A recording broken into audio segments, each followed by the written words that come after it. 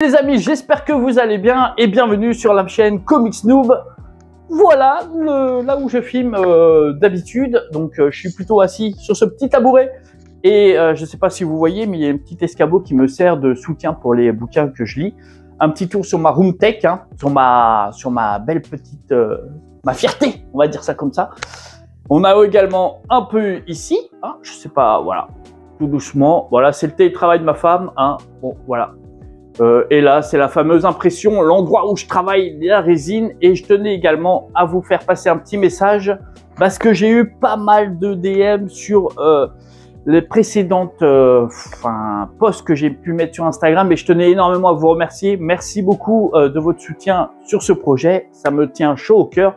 Et pour répondre à ce qui est le plus souvent apparu, est-ce que je vais créer une chaîne justement sur ce type de vidéo sur l'impression 3D?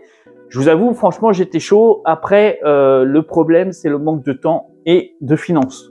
Finances parce que la résine coûte quand même un coût, plus la peinture. Et j'ai du mal à dispatcher également mes lectures, plus lectures, manga, comics, romans, plus l'indé, avec plus la résine, la peinture et tout ça, ça fait quand même pas mal de choses. Et on a également une petite vie de famille, voilà, donc c'est un petit peu ton axe, hein. Je suis pas encore Crésus, je l'espère bientôt l'être, hein. J'essaye tout dès que je peux, hein, jouer à l'euro million, mais ça marche pas. Bon, en tout cas, un grand merci à vous. Absolument aussi vous parler d'un manga Erio The Electric Doll, qui est un manga justement un peu sur le futur de ce qui pourrait nous arriver avec justement l'intelligence artificielle et les questions qu'on peut avoir. Et je trouve que c'est un manga vraiment du moment. Je vous propose de faire un petit unboxing ensemble. Mais avant, je voulais vraiment vous dire que c'est un très gros coup de cœur. Les personnages sont vraiment marquants. C'est vraiment une histoire très intéressante et vraiment touchante. Je pense qu'on va être sur vraiment un coup de cœur, je pense, du 2025. En tout cas, laisse-moi te le présenter et laisse-moi faire ce unboxing avec toi parce que franchement, ça vaut vraiment le coup.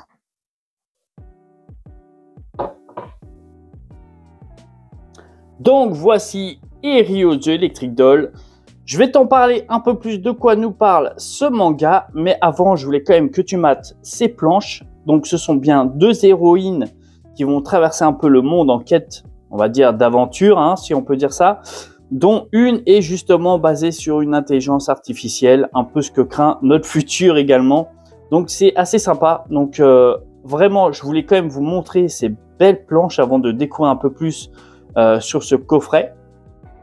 Donc, je vous laisse quand même admirer. Vous pouvez voir vraiment, on est vraiment dans du détail. C'est très lisible, c'est vraiment captivant, hein. On va s'attacher également aux personnages secondaires qui donnent un petit peu plus, enfin même le plus dans cette histoire. Je sais pas c'est quoi le plus enrichissant. Est-ce que c'est les personnages secondaires qui essayent de survivre dans un monde post-apocalyptique ou justement ces deux héroïnes qui vont traverser le monde et découvrir un peu plus peut-être ce qu'aura droit notre monde. Enfin, j'ai trouvé vraiment ce premier tome vraiment sympa à lire. Je t'ai décrit un peu plus l'histoire en faisant ce unboxing. Et si l'humanité avait dû renoncer à l'électricité pour survivre? Il y a un siècle, une guerre sanglante a éclaté entre les humains et les intelligences artificielles. Pour mettre fin à l'horreur, l'humanité a fait un choix radical: couper toute source d'électricité, bannir la technologie et replonger dans un monde mécanique aux allures rétrofuturistes. Bienvenue dans l'univers steampunk d'Erio and the Electric Doll, une œuvre envoûtante signée Shimazaki Mujirushi, scénario, et Kuroi Mori, dessin, publié dans le prestigieux Young Jump Comics chez Shueisha. Suivez le destin d'Ange, la dernière androïde d'élite encore fonctionnelle, et de Erio, la jeune fille humaine qu'elle a élevée alors qu'elle tente de trouver leur place dans un monde privé d'électricité. Mais pas de secret. Entre héritage oublié, amitié hors norme et tensions omniprésentes, leur aventure nous entraîne dans un récit bouleversant, aussi poétique que brutal. Le fameux Poison Ivy Infinity, ou Infinité, je ne sais pas comment vous le prononcez. Pourquoi ce comics?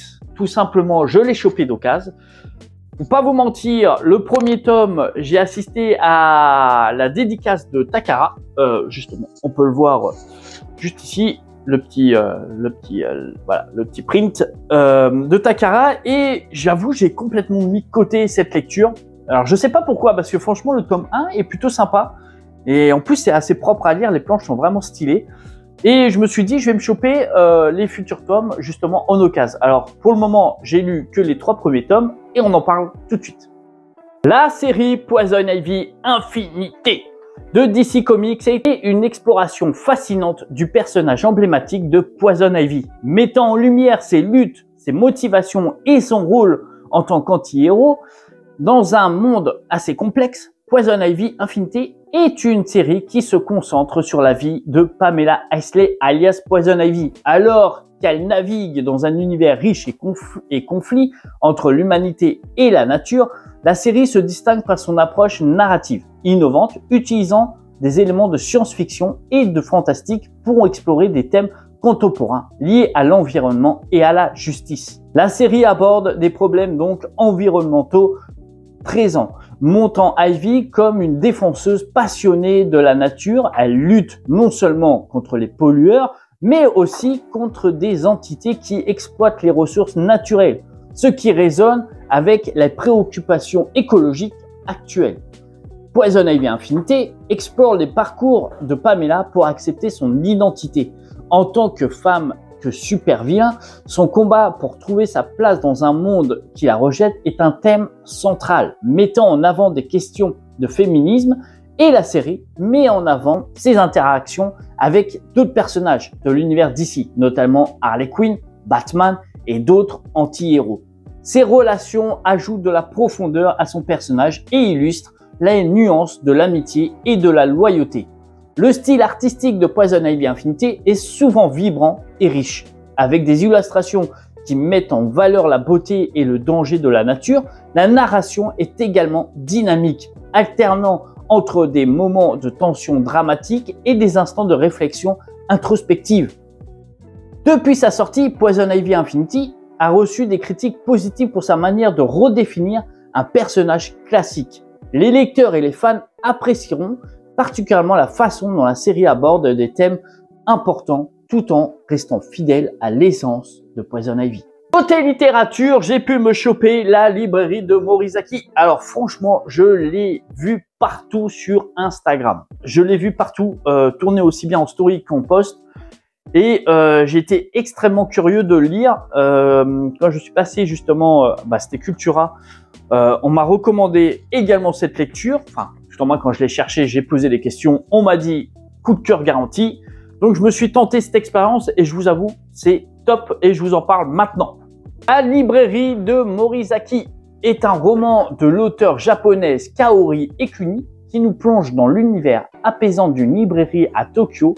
Le récit suit l'histoire de la protagoniste, une jeune femme qui fait face à des défis personnels et émotionnels, tout en travaillant dans cette librairie. L'intrigue explore des thèmes tels que la solitude, la recherche de soi et le pouvoir des livres. La librairie devient un refuge pour les personnages, un lieu où ils peuvent se reconnecter avec eux-mêmes et avec les autres. Les interactions entre les clients et le personnel révèlent des histoires poignantes, mettant en lumière les différentes façons dont la littérature peut influencer nos vies. Le style d'écriture est délicat et introspectif, permettant au lecteur de ressentir la profondeur des émotions des personnages. La description des livres et des ambiances de la librairie ajoute une dimension sensorielle à l'histoire. Merci également à Manksu. Alors, Manksu, oui, excusez-moi de cette prononciation. J'ai pu découvrir grâce à eux le tome Awashi. Donc, précédemment, on était sur le tome 26. Là, nous sommes sur le tome 27. Et sincèrement, un grand kiff sur aussi bien les planches que le scénario, que le thème qui est présent. Justement sur tout cet univers qui est complètement dingue, et j'aimerais vous en parler tout de suite pour savoir votre avis, ce que vous en pensez. Le tome 27 de Awashi continue de suivre les aventures d'Ashi, un jeune footballeur talentueux qui rêve de percer dans le monde du football. Dans ce tome, on assiste à des développements clés de son parcours, notamment des matchs intenses et des rivalités croissantes. Le volume met en avant l'évolution de ses compétences techniques et tactiques, ainsi que les relations qu'il développe avec ses coéquipiers et adversaires. Les thèmes de la persévérance, de l'esprit d'équipe et de la passion pour le football sont particulièrement présents, rendant l'histoire à la fois inspirante et captivante. Les illustrations sont dynamiques et chaque match est magnifiquement rendu, ce qui permet en fait au lecteur de ressentir l'intensité des compétitions. Les dialogues sont également bien écrits, ajoutant une profondeur émotionnelle aux personnages. Et pour finir, on va parler bien sûr de Saint Seiya, la finale édition, le tome 2. Alors le tome 1, ce que j'ai pu comprendre, c'est qu'il y avait des défauts de traduction. C'était assez intéressant par rapport sur le tome 1, le chapitre 0, qui nous spoilait un peu sur le futur de Saint Seiya, mais qui était plutôt intéressant. Après, côté caractère, côté rodé, enfin le design, pour moi, j'ai pas vu grand chose de changer. Côté traduction, sincèrement, les précédentes éditions, je ne m'en suis pas rendu compte qu'il y avait vraiment quelque chose également qui a changé. Alors, je me suis tenté sur ce tome 2 pour voir ce que ça pouvait donner. Vous, dites-moi si vous l'avez lu, même le précédent, si vous avez vraiment vu un changement sur le scénario, sur les planches, sur la traduction également, parce que moi, personnellement, rien vu de magique, on va dire, tout au moins d'apparent. Bref, dites-moi vous ce que vous en pensez, si vous êtes lancé dedans ou pas. Et merci à vous pour votre soutien, votre présence. Et toujours, n'oubliez pas le petit pouce qui fait toujours plaisir, qui motive quand même la chaîne. Et un grand merci encore pour votre présence et votre bienveillance. En tout cas les amis, je vous dis à bientôt pour une prochaine vidéo. Ciao.